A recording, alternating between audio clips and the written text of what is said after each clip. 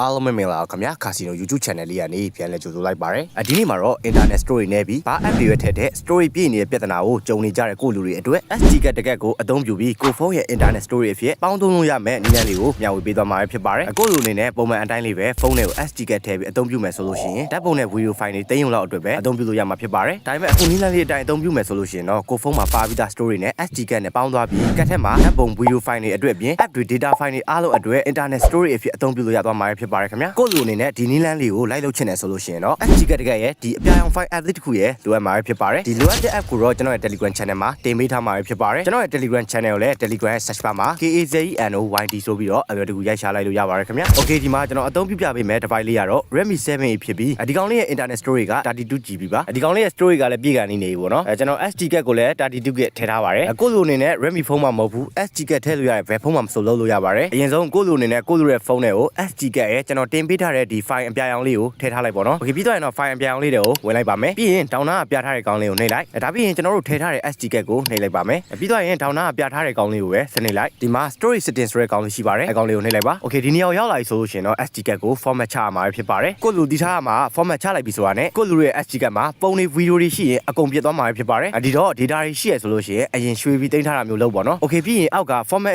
internet ဆိုတဲ့ကောင်လေးကိုနှိပ်လိုက်ပါဒီလိုလေးပေါ်လာရင် format SD ကကိုဆင်းလိုက်မယ်ဒါဆိုရင်တော့ SD ကကို format ချနေပါပြီ10မိနစ်လောက်တော့ကြာပါတယ်ခင်ဗျာ Okay ဒီလိုပေါ်လာပြီဆိုလို့ရှိရင်ကိုလူအနေနဲ့ရွေးချယ်စရာနှစ်ခုရှိပါတယ်ကိုလူဖုန်းရဲ့ Nago internet storage မှာတုံးထားပြီးသား data တွေကိုရောအခု SD ကပေါ်မှာရွှေ့ထားမလားဒါမှမဟုတ်အခုမှထည့်မဲ့ app data တွေကိုပဲ SD ကပေါ်မှာထားမလားပေါ့နော်ရွှေ့မယ်ဆိုလို့ရှိရင်တော့ move content ကိုနှိပ်မယ်မရွှေ့ဘူးဆိုလို့ရှိရင်တော့ဒီဘက်ကကောင်လေးကိုပဲနှိပ်လိုက်ပါခင်ဗျာကျွန်တော်ကတော့ကြာမှာဆိုလို့ later ကိုပဲရွေးပြလိုက်ပါမယ် Okay ဒါဆိုရင်တော့လောက်ဆောင်ရမယ့်အဆင့်တွေအားလုံးပြီးသွားပြီပဲဖြစ်ပါတယ်ဖုန်း setting တွေက storage ထဲကိုတစ်ချက်သွားကြည့်ကြည့်ပါမယ်ဒီမှာဆိုလို့ရှိရင်ကိုလူတွေ့ရအတိုင်းပဲအစအပြည့်ကနေဖြစ်နေတဲ့ကောင်လေးကအခု 31GB တောင်အလိုကြီးဖြစ်သွားပါပြီ SD ကကနေ internet storage ဖြစ်သွားတာပဲဖြစ်ပါတယ်အကယ်၍ကိုလူအနေနဲ့ SD ကကိုထုတ်လိုက်မယ်ဆိုလို့ရှိရင်တော့ထည့်ထားတဲ့ app တွေကပျောက်သွားမှာဖြစ်ပြီးပြန်ထည့်လိုက်မှ app တွေပြန်ပေါ်လာမှာပဲဖြစ်ပါတယ်ဒါကြောင့် SD ကကိုအမြဲတမ်းထည့်ထားပေးဖို့တော့လိုအပ်မှာပဲဖြစ်ပါတယ်ခင်ဗျာဒီလောက်ဆိုလို့ရှိရင်အလုပ်လုပ်ဖို့ကိုလူအနေနဲ့လည်းနားလည်လောက်ပြီးထင်ပါတယ်သိချင်တာရှိသေးရင်လည်း comment မှာမေးသွားလို့ရပါတယ်ခင်ဗျာဒီနေ့ video လေးကတော့ဒီလောက်ပါပဲခင်ဗျာကျွန်တော်ပြောပြပေးခဲ့တဲ့နည်းလမ်းလေးက story နဲ့ပြီး app တွေကိုတိတ်ထဲမြဖြစ်နေတဲ့ကိုလူတွေအတွက်အသုံးဝင်မှုမျှော်လင့်မိပါတယ်နောက်လည်းကျွန်တော်ရဲ့ channel လေးမှာဒီလိုဖုန်းနဲ့ပတ်သက်ပြီးနည်းလမ်းတွေ gamer တွေအတွက်အသုံးဝင်မဲ့ app တွေအကြောင်းကိုအမြဲတမ်းတင်ဆက်ပေးသွားအောင်မှာဖြစ်လို့ channel လေးကို subscribe လုပ်ထားပြီးတော့စောင့်ကြည့်နိုင်မှာပဲဖြစ်ပါတယ် video လေးကိုအဆုံးထိကြည့်ရှုပေးကြလို့အားလုံးကျေးဇူးတင်ပါတယ်ကျွန်တော်နောက်ထပ် video တွေမှာပြန်လည်ဆုံတွေ့ကြမှာခင်ဗျ